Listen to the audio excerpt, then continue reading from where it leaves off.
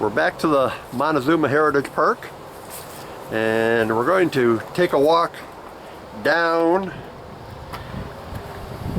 and we are over here, and we are going to walk down a trail that's not even shown on here. It goes along the original Erie Canal and goes down to Lock 62, which is here, and then we're going to go down and see the Slackwater crossing and what remains of the bridge that used to go across the river here. In the first canal, the canal boats would be heading down through here, and they would lock through Lock 62 basically into a canal that was at river level, and then it would go across the river, be pulled across the river on a bridge. The mules would walk across on a bridge, and the boats would be pulled through the water and just continue on west. And those are the days before the aqueduct was built. And when the aqueduct was built during the enlargement of the canal, that was all gone. So that's been gone since 1857. So we're going to look for what remains we can find of these two. And to start this walk, we have to find a trailhead, and that is down behind these piles of stone. And we'll just walk on down. So to find a trailhead, the kiosk is there, and we just move over this way, and you'll find a clearing in the trees here. And here's the trailhead for this Clinton's Ditch Trail or Lock 62 Trail. And the first thing you do is you walk down into the old canal, and then walk over, through and over.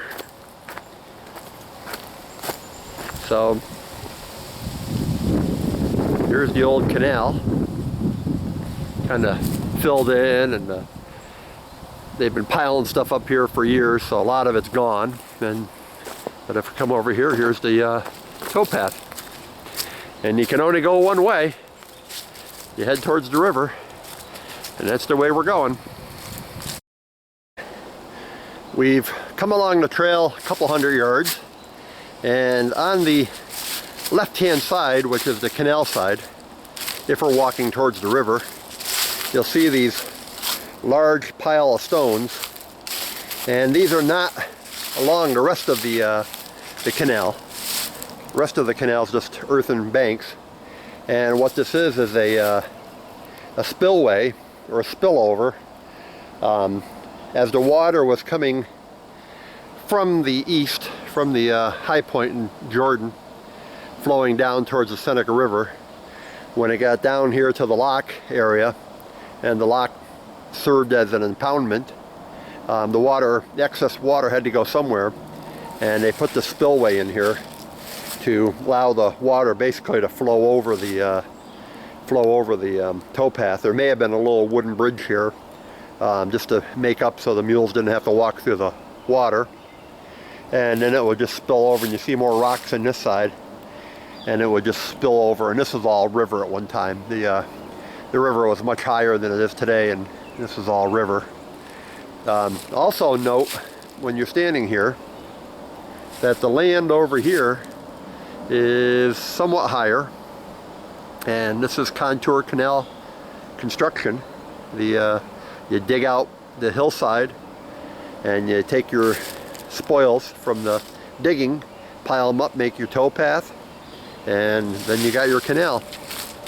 A little bit further on down here is the lock, and that's our next stop. So we've walked another 50 or 75 yards, and we're coming up to this bench, which marks the Lock 62 site. Pan over here, the first thing we see is this hand-dug well. And it's very shallow, and there's another well over here behind this old foundation. You got very clearly a foundation of a building here. This was the lock tender's house. It was used many years. We have pictures You can see the roof of the house from about the 1900s, so we know it was used quite a while after the canal was abandoned here. And here's this hand-dug well. You gotta be careful around these areas. You don't want to get too close. And then you see the sort of the fall into the river area there. That lowland was all river. Pan around here.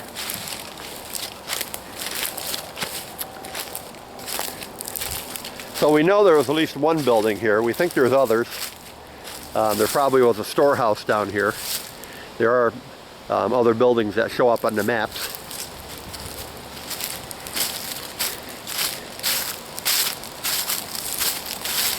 And if we walk over here, we can see the remains of Lock 62.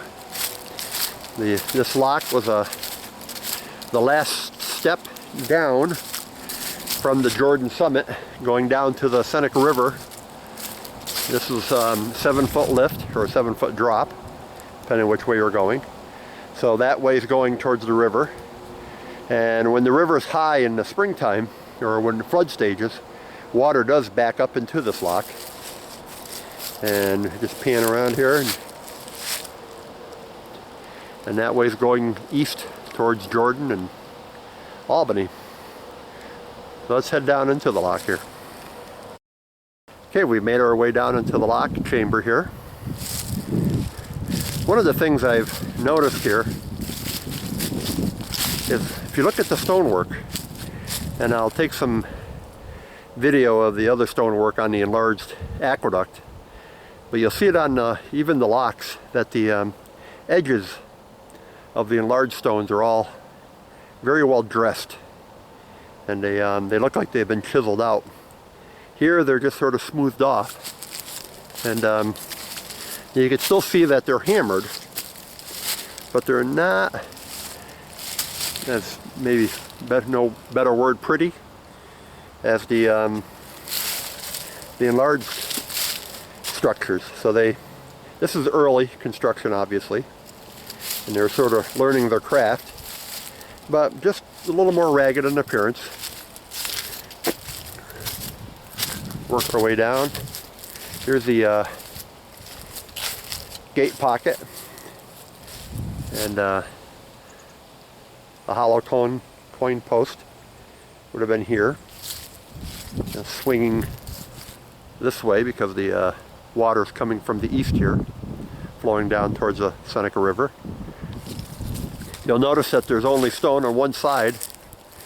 The other side, they had to expand this lock for the larger class of boats. This lock was made in 1854, 55. They started using it in 56. So a lot of the enlarged canal is already done, and they were trying to use the bigger boats on it.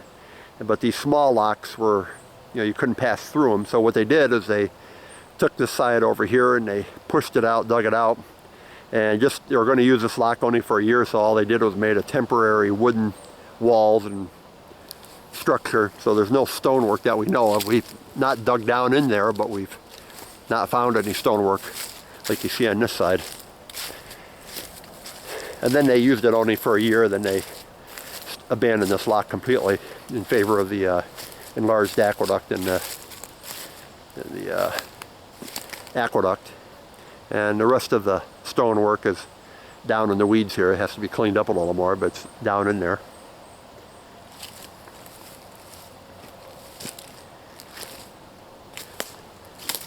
But for a structure that has not been used since 1850, 56, 57, remarkably intact.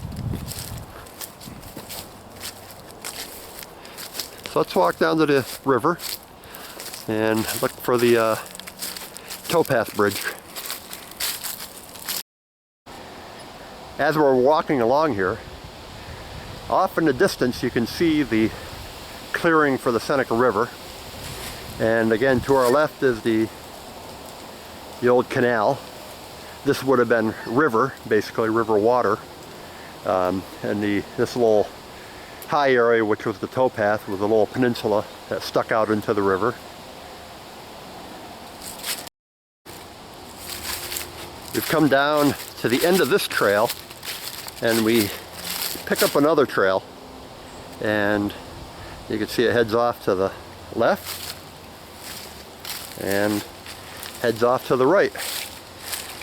Heading this way, you walk down along the river. It's a real pretty trail. There's no canal structures or anything along it, but it's a very nice, pleasant trail to walk along, and you get to see the river up close. Takes you over to Route 31. But we're heading this way. And again, you can see this hump here. So here's the towpath. And then we drop down into the canal. And what we're looking for is at the end of this embankment here, the end of this towpath towards the river, there is a 1,400-foot wooden bridge that crossed the river for the mules to walk over. And we're going to look for any remains of that. So within 20 yards we've come to another trail marker. This trail marker here, if it shows, I don't know if they'll show here because of the light, but if we head off that way, we go back to Lock 62 on the berm side of the canal. But we're going to keep going, holding to the right here, and just take a look at the grasses here.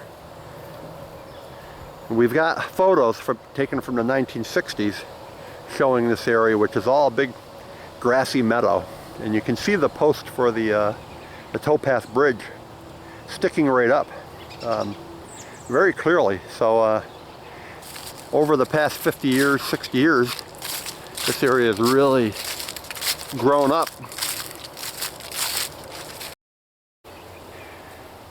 We're making our way almost to the river, and to the right of us, if you look in the woods, you'll see this embankment, the old towpath, and it's coming through, then all of a sudden behind that tree it just drops right off, and that is where the wooden bridge started.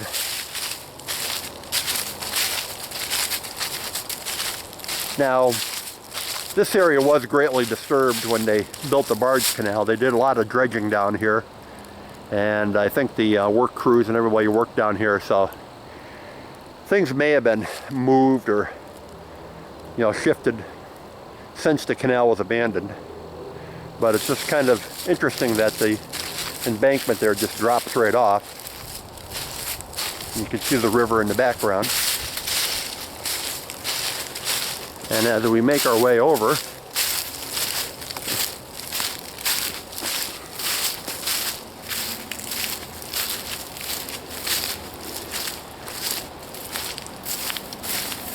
you see these posts sticking up out of the river here.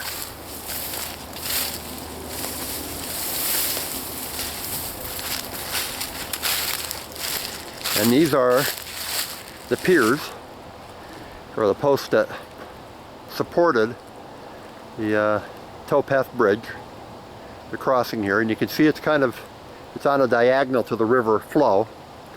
So instead of going straight across, and if they went straight across, you see the current there, the current just would have pinned the barge right to the bridge, and the horses would have, or the mules would have had a hard time pulling it. So they put it at this angle here, so it's sort of cutting its way across at a 45 degrees to the water flow, and just made it a little bit easier to control the boat and get it off the bridge.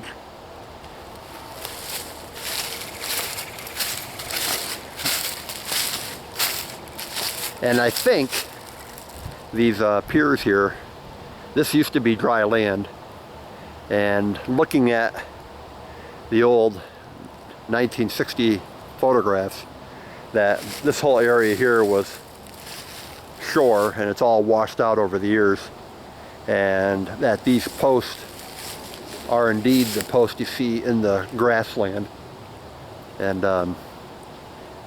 they're just left here because they were buried in the dirt and the muck, and And over the years, you know, they haven't rotted away yet. Of course, you can see they are. We don't know if there's any more out in the river.